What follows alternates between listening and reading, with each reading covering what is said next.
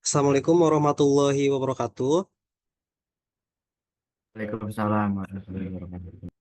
Sebelumnya yang saya hormati Bapak Unggul Purwahadi dan Bu Rohma selaku dosen pengampu mata kuliah Corporate Governance dan juga rekan-rekan mahasiswa yang saya banggakan. Perkenalkan, nama saya Saiful Anwar. Pada kesempatan ini saya akan memaparkan hasil observasi dan analisis dengan judul Analisis Penerapan Corporate Governance di Kantor Akuntan Publik Arif Jauhari. Presentasi ini disusun berdasarkan pengalaman saya selama mengikuti program magang sebagai auditor eksternal. Fokus utama dari analisis ini adalah bagaimana prinsip-prinsip Good Corporate Governance diterapkan dalam lingkungan kerja KAP, serta sejauh mana hal tersebut mendukung efektivitas, efisiensi, dan akuntabilitas dalam pelaksanaan audit. Next. Nah, yang pertama itu ada latar belakang. Kantor akuntan publik memegang peran strategis dalam mendukung mewujudkan transparansi dan akuntabilitas laporan keuangan, baik pada entitas sektor publik maupun swasta.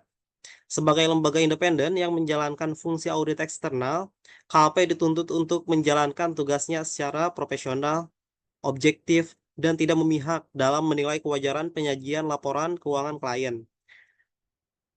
Nah, penerapan prinsip-prinsip tata kelola perusahaan yang baik atau good corporate governance tidak hanya menjadi tanggung jawab bagi entitas yang diaudit, tetapi juga wajib diterapkan oleh KAP itu sendiri sebagaimana organisasi yang profesional. Hal ini diperlukan untuk memastikan bahwa seluruh proses audit dilakukan secara sistematis, transparan, serta sesuai dengan standar profesi dan etika yang berlaku. Next.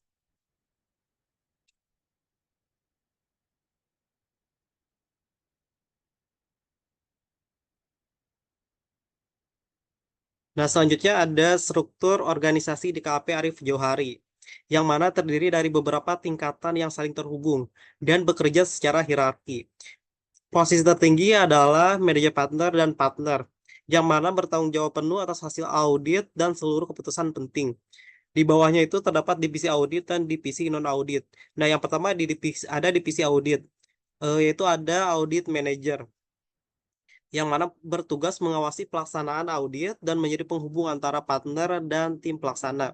Dan selanjutnya ada senior auditor, yang mana tugasnya itu untuk membimbing auditor junior dan staf magang dalam melakukan pemeriksaan dokumen, pengumpulan bukti audit, dan penyusunan kertas kerja. Nah, selain itu ada di divisi non-audit, yang mana membantu untuk proses administrasi, dokumentasi, dan pengarsipan data.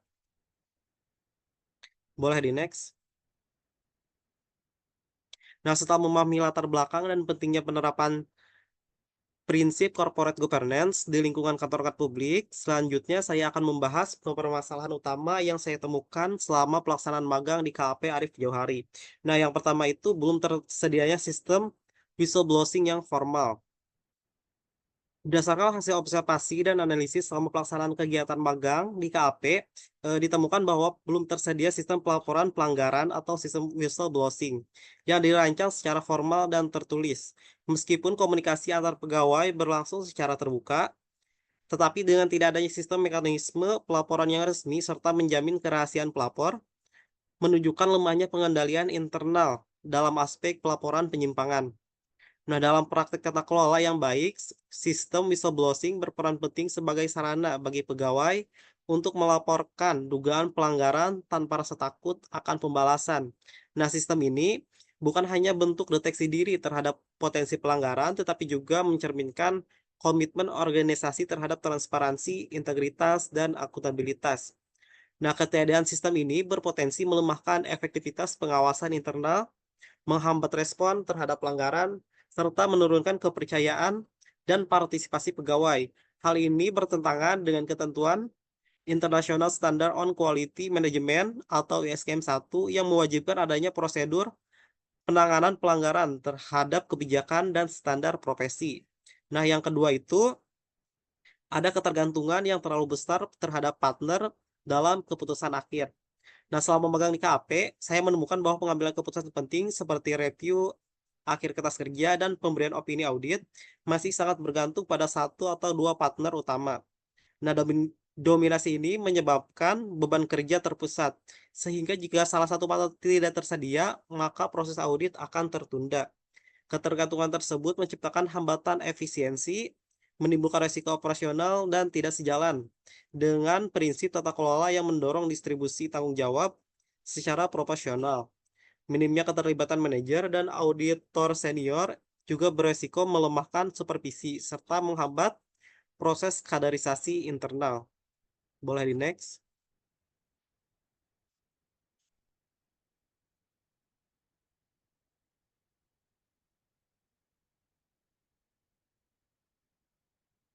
Boleh tolong di next? Nah, yang ketiga itu ada quality control audit masih dilakukan secara manual. Sistem pengendalian mutu audit masih dilakukan secara manual tanpa dukungan perangkat lunak atau sistem digital yang terintegrasi. Seluruh proses review kertas kerja dan validasi bukti audit memerlukan waktu lebih lama dan beresiko menimbulkan kesalahan administratif. Ketiadaan sistem digital menghambat pelacakan progres audit secara real time, serta dokumentasi revisi yang sistematis. Dalam tata kelola modern, pemanfaatan teknologi informasi menjadi aspek penting untuk mendukung efisiensi, akuntabilitas, dan konsistensi mutu audit. Pendekatan manual ini mencerminkan belum optimalnya prinsip efisiensi dan inovasi dalam pengawasan internal. Oleh karena itu, KP disarankan untuk mulai bertransformasi ke sistem digital audit guna menjaga kualitas layanan, meningkatkan daya saing, dan memenuhi tuntutan profesionalisme di era digital. Nah, yang keempat itu ada ketidakseimbangan antara pelatihan auditor senior dan junior. Pelatihan formal mengenai standar profesional akuntan publik atau SPAP dan kode etik IAPI lebih banyak diberikan kepada auditor senior. Sebaliknya, auditor junior dan staf magang umumnya hanya belajar melalui praktek langsung di lapangan tanpa pembekalan struktural yang memadai. Nah, ketimpangan ini memicu perbedaan pemahaman terhadap standar audit yang berdampak pada potensi kesalahan dalam prosedur maupun dokumentasi. Auditor junior yang belum terlatih cenderung kesulitan menghadapi situasi teknis yang memerlukan penilaian profesional, sehingga memperlambat kinerja tim secara keseluruhan.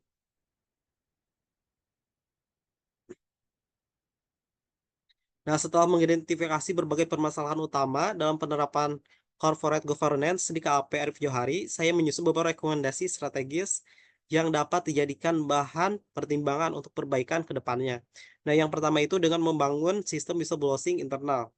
Dalam rangka memperkuat pengawasan internal serta meningkatkan akuntabilitas dalam tata kelola organisasi, KAP Arif Jauhari dianjurkan untuk mengimplementasikan sistem pelaporan pelanggaran atau whistleblowing yang bersifat formal, terstruktur, dan mudah diakses oleh seluruh anggota organisasi. Sistem ini dirancang untuk menampung laporan terkait dugaan pelanggaran etika, ketidaksesuaian prosedur audit, maupun bentuk ketidakpatuhan lainnya terhadap kebijakan internal dan profesi. Sistem ini tersebut dapat diwujudkan melalui pendekatan sederhana namun efektif. Mulai dari, nah yang pertama itu ada penyediaan alamat email khusus yang dijaga kerahasiaannya dan dikelola secara independensi. Nah, yang kedua itu ada pemasangan kotak saran yang hanya dapat diakses oleh pihak yang diberi wewenang. Nah, agar pelapor merasa aman, sistem ini perlu dilengkapi dengan kebijakan perlindungan untuk mencegah adanya tekanan, diskriminasi, atau sanksi terhadap pelapor yang bertindak berdasarkan niat baik. Next. Nah, yang kedua itu dengan menerapkan sistem digital untuk proses review audit.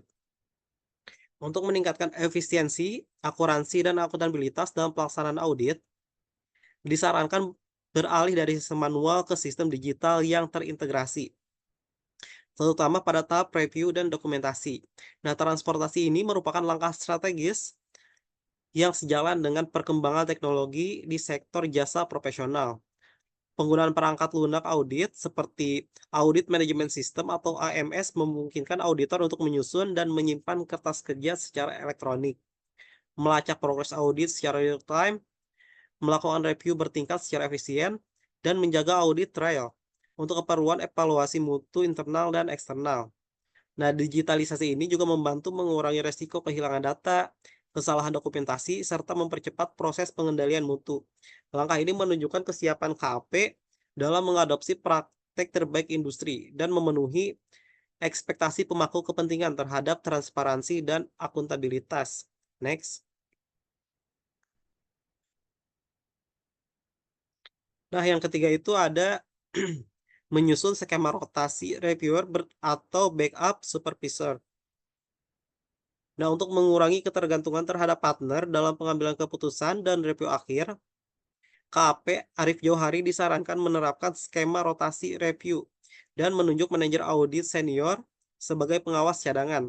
Nah, tujuannya itu adalah untuk menciptakan distribusi tanggung jawab yang lebih merata dan menjaga kelancaran audit tanpa bergantung pada satu individu. Rotasi ini dapat dilakukan antar partner atau manajer senior untuk memeriksa akhir dokumen. Sementara pengawas cadangan berperan saat partner tidak tersedia. Langkah ini mendukung prinsip tata kelola yang baik melalui pelimpahan wewenang, penguatan wawasan, dan pembinaan pembimbingan internal. Next. Nah, yang terakhir itu dengan menyelenggarakan pelatihan reguler bagi semua tingkatan auditor. Untuk mengatasi kesenjangan pemahaman antara auditor senior dan junior, KAP Arif Jauhari disarankan menyelenggarakan pelatihan internal yang rutin, terstruktur, dan mencakup seluruh level audit, termasuk staf baru dan peserta magang.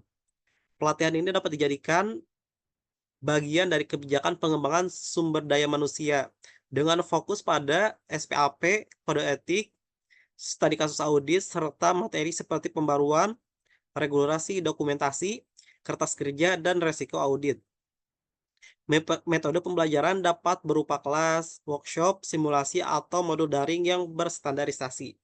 Program ini akan memastikan keberagaman pemahaman seluruh tim terhadap standar profesi dan kebijakan internal itu sendiri, sekaligus mencerminkan prinsip equity and capacity building dalam tata kelola.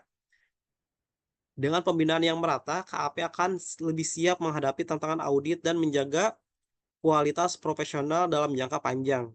Next.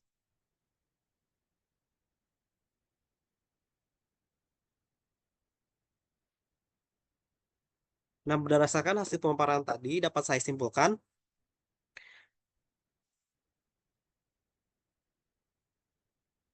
KP Arif Jauhari telah menunjukkan komitmen terhadap profesionalisme dan kepatuhan standar audit. Namun masih terdapat kelemahan dalam tata kelola internal, seperti ketiadaan sistem whistleblowing, ketergantungan pada partner, proses quality control manual, dan ketimpangan pelatihan. Nah, diperlukan perbaikan melalui digitalisasi audit, pelatihan merata, rotasi pengawas, dan sistem pelaporan pelanggaran yang formal. Langkah ini penting untuk membangun tata kelola yang lebih transparan dan efisien serta berkelanjutan. Next. Nah, mungkin cukup sekian presentasi pemaparan hasil analisis saya. Kurang lebihnya mohon maaf. Kepada teman-teman yang ingin bertanya, dipersilahkan.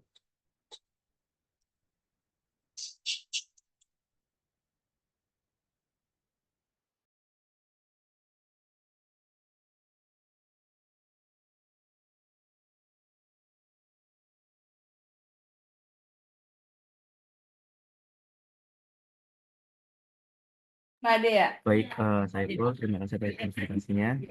Saya Nandita Saputra ingin bertanya, Silakan. yaitu apa saja itu tantangan yang mungkin dihadapi KP Arif Johari dalam melakukan transformasi digital pada proses audit dan bagaimana hal tersebut itu dapat memengaruhi kualitas dan efisiensi dari hasil auditnya. Terima kasih, Saiful. Enak kalah aja kan begitu. Baik, selanjutnya.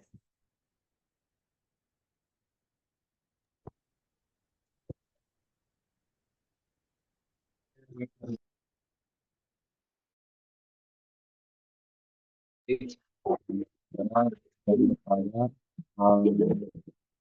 mengapa sistem manajemen risiko di KP Arif Jauhari dinilai belum optimal dan apa implikasinya terhadap kualitas dengan tata kelola audit? Oke, baik, terima kasih atas pertanyaannya Dias dan Nando. Saya akan menjawab pertanyaan dari Nando terlebih dahulu. Tadi tadi pertanyaannya itu tantangan yang mungkin dihadapi KAP Arif Johri dalam melakukan transformasi digital ya. Nah, untuk jawabannya itu transformasi digital dalam proses audit menghadirkan beberapa tantangan bagi KAP Arif Johari. Nah, di antaranya itu seperti keterbatasan sumber daya teknologi dan keuangan untuk investasi perangkat lunak audit. Terus ada kurangnya pelatihan auditor dalam penggunaan sistem digital. Yang ketiga itu ada resistensi dari pegawai senior yang lebih terbiasa dengan proses manual. Namun apabila transformasi digital ini berhasil diterapkan, dampaknya terhadap kualitas dan efisiensi audit akan sangat signifikan. Beberapa di antaranya yaitu mempercepat proses review audit dan pelacakan proses progres secara real time, terus mengurangi resiko human error dalam dokumentasi, serta memastikan adanya audit trail yang dapat dievaluasi kapan saja. Nah, dengan digitalisasi, KAPR Johari akan lebih siap menghadapi tantangan industri jasa profesional di era modern serta meningkatkan daya saingnya. Mungkin itu Nando jawabannya apakah sudah terjawab? Baik, terima kasih Saiful. Sudah sangat jelas Saiful. Oke. Selanjutnya saya akan menjawab pertanyaan dari Dias. Tadi pertanyaan itu bagaimana peran struktur organisasi dalam mendukung penerapan prinsip corporate corporate governance di KAP Arif Johari. Nah, untuk jawabannya itu sendiri, struktur organisasi di KAP Arif Johari dirancang secara hierarki. Dimulai dari partner audit di posisi tertinggi, kemudian diikuti oleh manajer audit, audit senior, kemudian ada audit junior. Sehingga staf administrasi dan magang, struktur ini mendukung prinsip corporate governance melalui pembagian tanggung jawab yang jelas dan sistem pengawasan yang berlapis. Partner bertanggung jawab terhadap hasil akhir audit dan kebijakan strategis, sementara manajer mengawasi pelaksanaan audit di lapangan. Lalu auditor senior berperan sebagai pengarah teknis bagi auditor junior yang menunjukkan adanya mekanisme pengendalian dan supervisi dalam pelaksanaan audit. Mungkin itu jawabannya, Dias. Apakah sudah terjawab?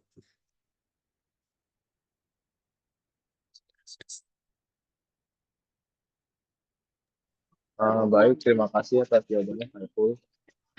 Oke, mungkin cukup sekian presentasi dari saya. Kurang lebihnya mohon maaf. Wassalamualaikum warahmatullahi wabarakatuh. Waalaikumsalam. Waalaikumsalam. Udah anterin dia katanya.